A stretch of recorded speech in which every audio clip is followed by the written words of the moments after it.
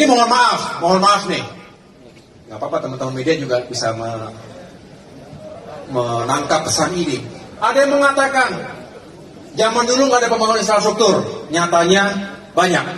Yang kedua, direncanakan, dipersiapkan, dialokasikan anggarannya, dan dimulai dibangun sehingga banyak yang tinggal sudah 70%, bahkan 90%, tinggal gunting pita. Setahun gunting pita kira-kira masuk akal nggak? Ya kita nggak perlu juga diapresiasi, tetapi jangan mengatakan ini kehebatan kita 1 tahun.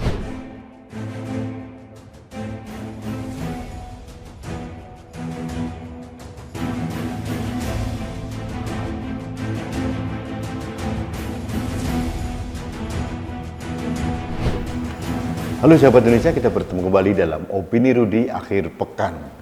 Sahabat Indonesia, hari ini saya akan membuat 2 opini terkait dengan keluarga Cikeas.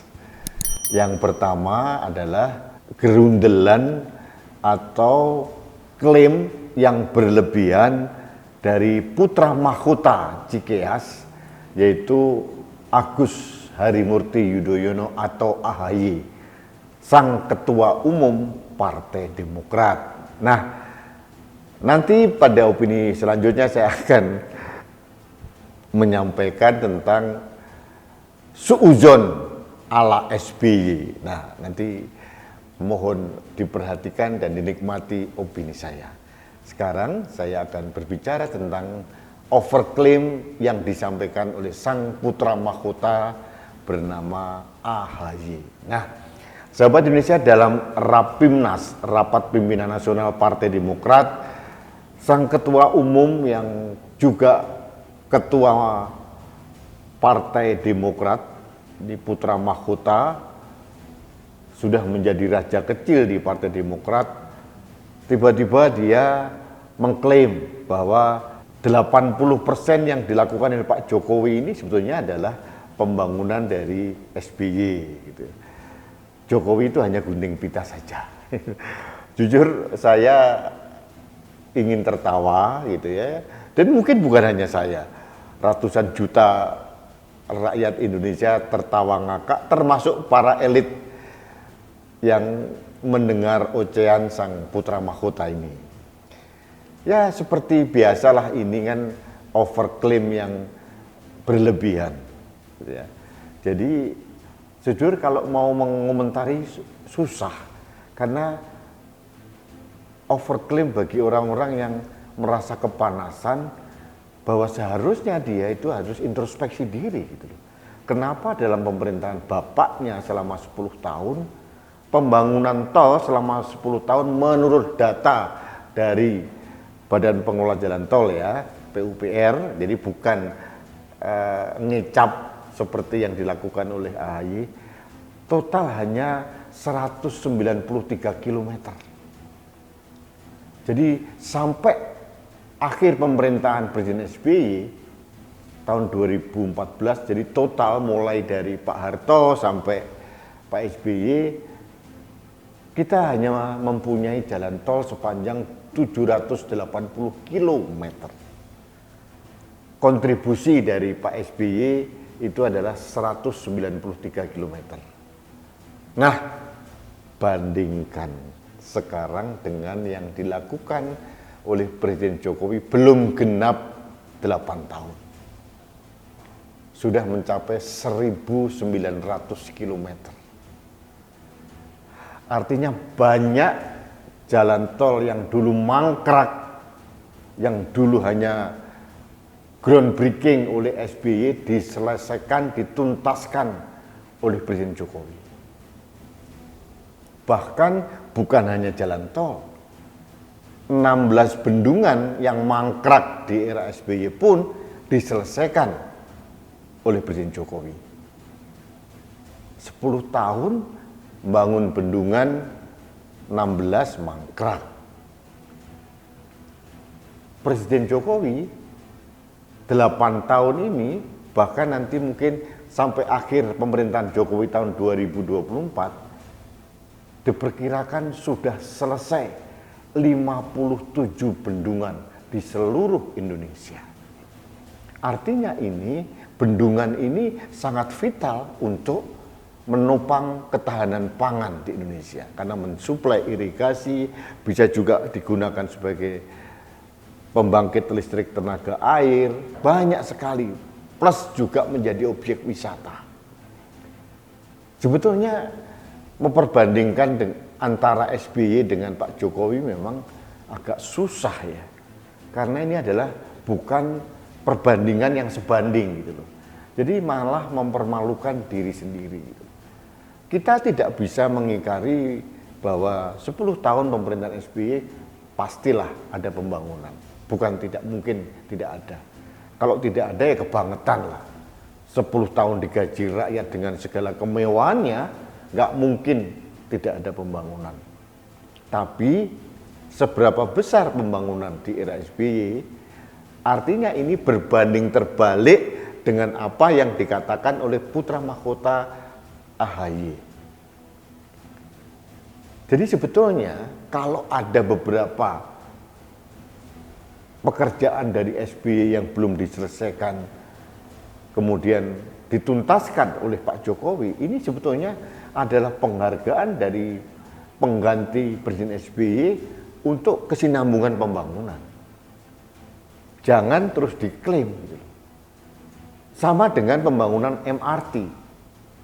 Itu jelas ide dasarnya bukan dari Pak Jokowi, karena itu sudah mulai Gubernur Sutioso atau mungkin Gubernur Fauzi Bowo, ya itu presidennya sudah mungkin masih Pak Harto, kemudian diganti Habibie, kemudian diganti Gus Dur, Megawati, dan sampai Presiden SBY, perencanaan itu tidak bisa dieksekusi.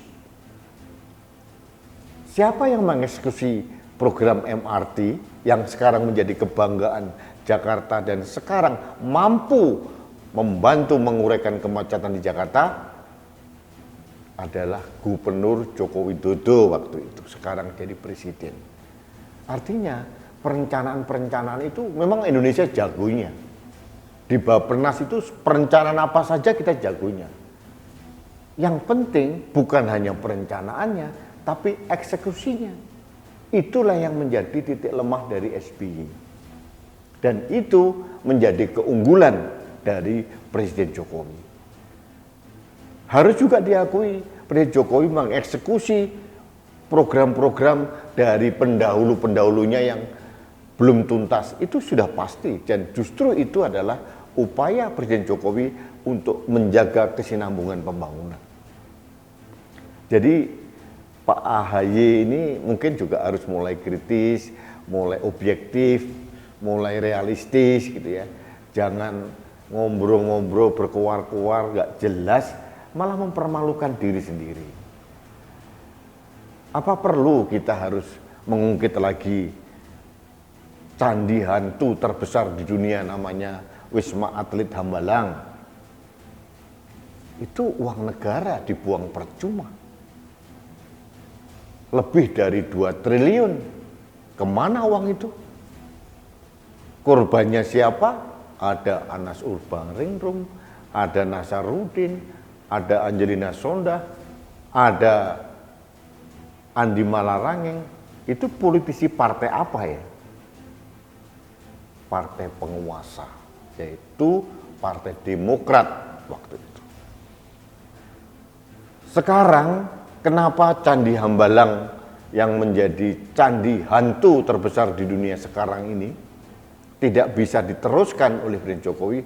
Bukan berarti Presiden Jokowi tidak mau melanjutkan, karena saya tahu beberapa kali Presiden Jokowi meninjau langsung ke Hambalang. Ternyata masalah teknis bahwa itu tidak bisa dilanjutkan karena bentuk bangunan sebesar itu, setinggi itu, tanahnya sangat rentan untuk longsor. Jadi secara geologis tidak memungkinkan dibangun gedung sebesar itu. Artinya perencanaannya dulu bagaimana ya? Kok bisa dibangun di tanah yang tidak solid begitu, dibangun perumahan, dibangun Wisma Atlet sebesar itu, dan akhirnya mangkrap, dikorupsi oleh banyak politisi Partai Demokrat, jadi bancaan. Jadi marilah AHY ini mau pencitraan bolehlah, mau jadi wapres boleh, itu haknya. Tapi tolong yang realistis. Yang terjadi sekarang Anda ditertawakan rakyat. Karena apa yang disampaikan itu tidak realistis, tidak objektif, dan tidak sesuai dengan fakta. Jadi agak memalukan sebetulnya. Tapi itulah yang terjadi dari seorang Ketua Umum Partai Demokrat, putra mahkota yang bernama Agus Harimurti Yudhoyono. Menggebu-gebu tidak pakai data. Kalau kita data yang tadi itu, bayangin, jalan tol saja yang di depan mata selama 10 tahun pemerintahan SBY hanya 193 km. Saya ulangi. Selama 8 tahun Presiden Jokowi menjabat sudah 1.900 km di seluruh Indonesia. Artinya itu kan perbandingan yang tidak sebanding kan? Jauh sekali. 1:10.